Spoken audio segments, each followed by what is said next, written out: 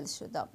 SLBC ఘటన దురదృష్టవశాత్తు జరిగిన ప్రమాదమని, దీనిపై విపక్షాలు రాజకీయం చేయడం తగదని సీఎం రేవంత్ అన్నారు.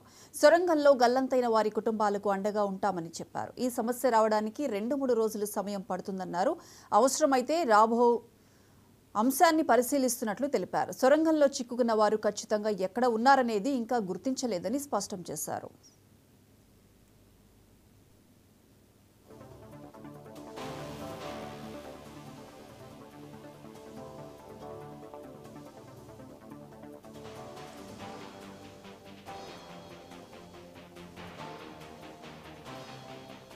ఇప్పటికీ ఈరోజు నిపుణులతోని మేము చర్చించి సమీక్షలో తేలింది ఏంటంటే ఇంకా 2-3 రోజులు ఈ సమస్య కొలిక్కి రావడానికి పడుతుంది.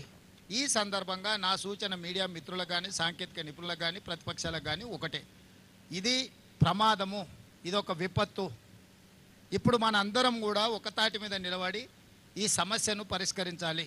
అదే సమయంలో ప్రమాదంలో చిక్కుకుపోయిన వాళ్ళు, ప్రమాదంలో కుటుంబ సభ్యులు, అందులో ఉన్న కుటుంబాలు ఏవైతే ఆందోళన చెందుతున్నాయో, ఈరోజు ఆ 8 మందికి సంబంధించిన కుటుంబాలను ఆదుకోవడానికి తెలంగాణ రాష్ట్ర ప్రభుత్వం సిద్ధంగా ఉన్నది. మనుషులు, మిషన్లతో పాటు ఈ సమస్యను పరిష్కరించడానికి అవసరమైతే రోబోలను కూడా వాడండి అని చెప్పి ఇప్పుడు అధికారులకు మేము సూచన చేయడం జరిగింది. ఎందుకంటే హ్యూమన్ లాస్ ఉండొద్దు. ఇంకా ఫర్దర్ ఈ ప్రమాదాన్ని పరిష్కరించే దాంట్లో ఎక్కువ లోపలికి మనుషులు వెళ్ళి పనిచేస్తున్నప్పుడు ఇంకేదైనా అనుకోని దుర్ఘటన జరిగితే ఎవరికి కూడా చిన్న దెబ్బ కూడా తగులొద్దు. ప్రాణాల సంగతి చాలా దూరం. చిన్న దెబ్బ కూడా ఈ అధికారులకు ఈ సమస్యను పరిష్కరించడం దాంట్లో పాల్గొంటున్న సిబ్బందికి ఎవ్వరికి కూడా చిన్న సమస్య కూడా రాకూడదు. ఏ సమస్య తెచ్చుకోకుండా ఉన్న సమస్యను పరిష్కరించాలనేది ప్రభుత్వం యొక్క ఆలోచన. అందుకే ఈరోజు అవసరమైతే రోబోలను కూడా లోపలికి పంపించి వీటికి సంబంధించిన పనులను చేయడానికి కూడా పరిశీలించమని ఇప్పుడు అధికారులకు ఆదేశాలు ఇచ్చినాం. ఉత్తమ్ కుమార్ రెడ్డి గారు కూడా వారి అనుభవాన్ని ఉపయోగించి ఈ రోబోలను కూడా అవసరమైతే తీసుకొచ్చి ఆ రకంగా కూడా ఈ సమస్యను అడ్రస్ చేయాలనే ప్రయత్నం చేస్తున్నాం.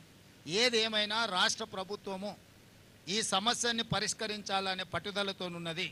ఈ సమస్యలో నష్టపోయిన కుటుంబాలను ఆదుకోవాలనే చిత్తశుద్ధి ప్రభుత్వానికి ఉన్నది.